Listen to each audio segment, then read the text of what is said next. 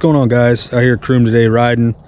Decided to take a break right here in the middle of the woods. Figured, hey, good time to do a quick walk around video of this. Haven't really done one, I want to say since like February or so, and I made quite a bit of changes since then, so kind of felt like it was time to do a quick update on this old girl here. So before I begin though, I just want to apologize. I've got some new Garnet boots that I'm breaking in at the moment, and as you can tell, they are very squeaky,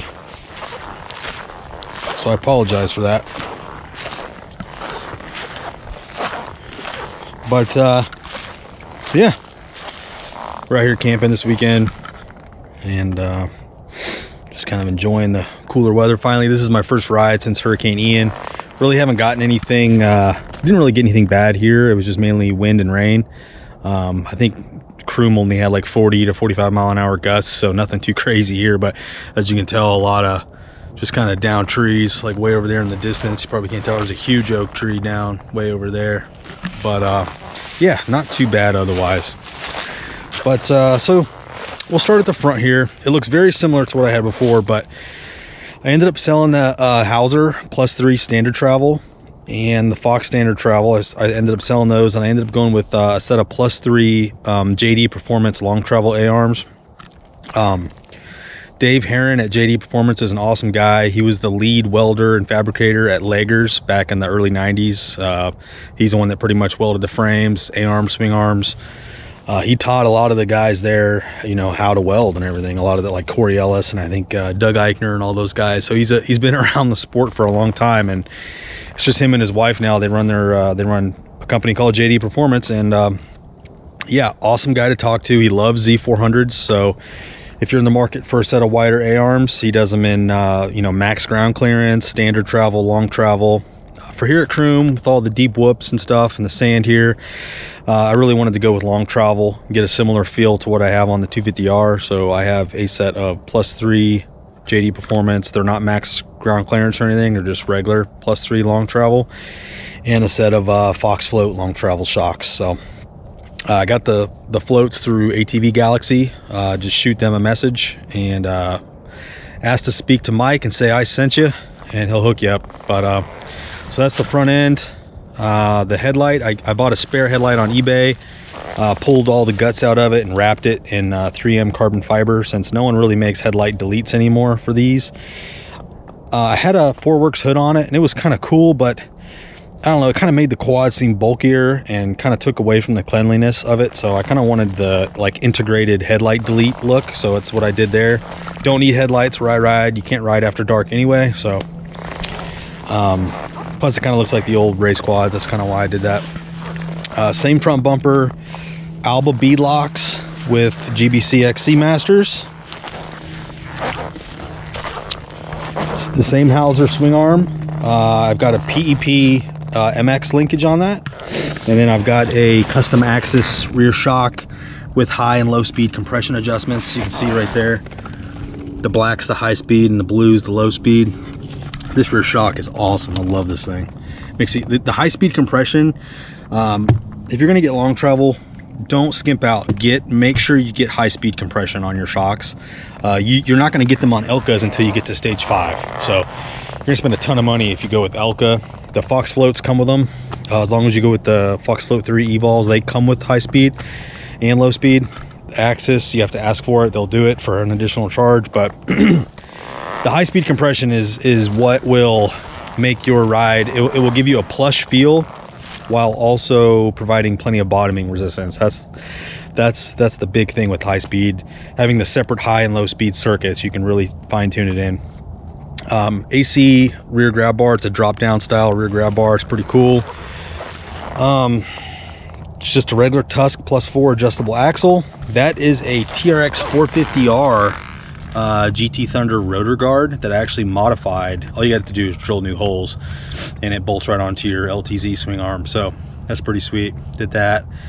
Primary drive, chain and sprockets. What also is new is these Rath Pro pegs. They're really nice. Pain in the ass to get fitted up. These were really tough to get to get bolted on. There was a lot of heating and bending, and don't expect to unbox them and bolt them right on. He does not make these very often. I think if you had a TRX 450 or a YFZ 450, it'd be no problem because he makes those all the time. But man, you're gonna wait a while on these. I think I waited almost half a year, and then it's a pain in the ass to get them to fit. So it kind of sucks for the amount of money you spend. So I can't really recommend those, but they are nice. That is for sure. Once you get them fitted up, they're pretty nice. Yeah, HMF full exhaust, Henson quick change cover by Brian May at Outlaw Motorsports. He makes those. He'll convert them for you. Quadtech carbon fiber shrouds, which they don't make these anymore. I scored these locally from a guy named, well, not locally, on one of the Z400 pages, Chris Barube. Pretty cool guy. I got those from him. As far as the motor goes, it's a Cylinder Works 434 big bore with hot cams on the intake only. I have a stock exhaust cam. It's just kind of how I like it. I like that feel for how I ride. This is kind of like a woods motocross style machine, and I really kind of like how it feels. Keeps the down low. You don't lose a lot of bottom with that kind of combination. An FCR carb, which I've gone over in previous videos. Very, very great, very, very good mod from Jet Labs. Raptor 660 petcock. And yeah, precision stabilizer tucked way up in there. You can see that right in there. Alba +2 stem. Fast Flex 15 degree low. Bars, Powermadd Star Series handguards. Works connection, easy clutch perch. OEM cable. Urmosi Throttle, I love these. And then I've got an OEM throttle cable on that. That's a TRX 450R Master with dual braided brake lines down to YFZ 450 calipers, dual piston calipers. The stock Suzuki LTZ calipers are single piston, so these offer a little more braking performance. And then I've switched to ODI Ruffian grips. I like these because they're smaller diameter, so you do get like a more firm positive grip. But I don't know, I'm used to the Rogues, and those definitely zap out a lot more vibration, and they kind of are a lot more cushiony. So I'm still kind of getting used to these. I used to always run these when I was younger, but I don't know, I've kind of gotten used to the Rogues, so I might be going back to those. But yeah, Alba +2 stem, but I do have a Lone Star anti-vibe clamp with a kill switch integrated into the clamp, so it kind of gets it off the bars, makes it a little cleaner. UPP case saver, works connection timing plugs, and a TM Designworks belly skid plate. TM Designworks rollers, chain slider, chain guide. Excellent products. Vortex, I think that's a Vortex rear sprocket and a primary drive on the front. Yeah, a lot of people ask me what tires, and man, for just about any kind of riding you do, unless you're like full on like desert Baja style, just go with a 20-inch rear and a 21-inch front.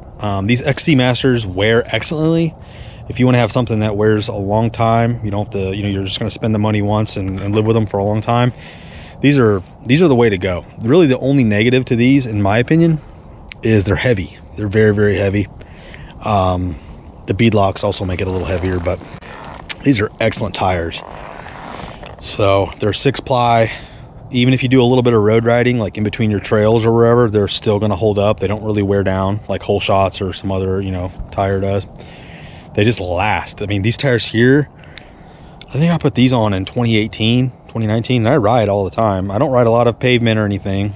It's pretty much all soft sand and undergrowth, pine needles and shit like that, but they last. So as far as the intake goes, what I had to do here for the seat, I actually had to put a pin on it. So this is like a Honda 250R style pin with a little cotter pin down here, if you can see that.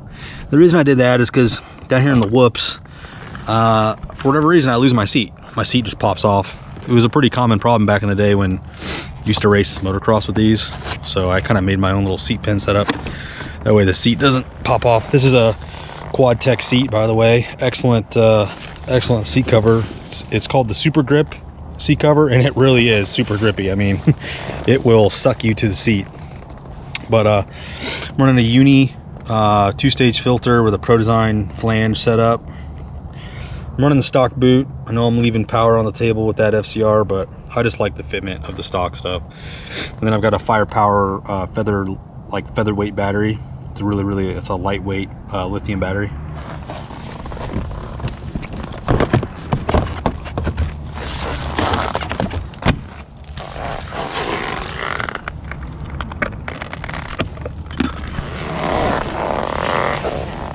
But yeah, guys, that's pretty much it. I haven't really done a ton of other stuff to it. New graphics. I kind of went away from the OEM graphics. I honestly miss the OEM graphics now that I went back to a more logo integrated type graphic, but I figured this kind of ties all the blue and the white together a little better.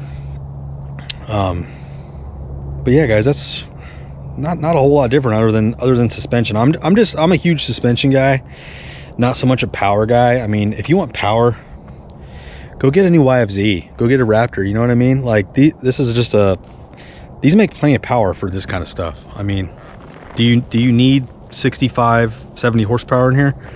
No. Is it nice to have? Yeah, but you definitely don't need it. It's just gonna wear you out.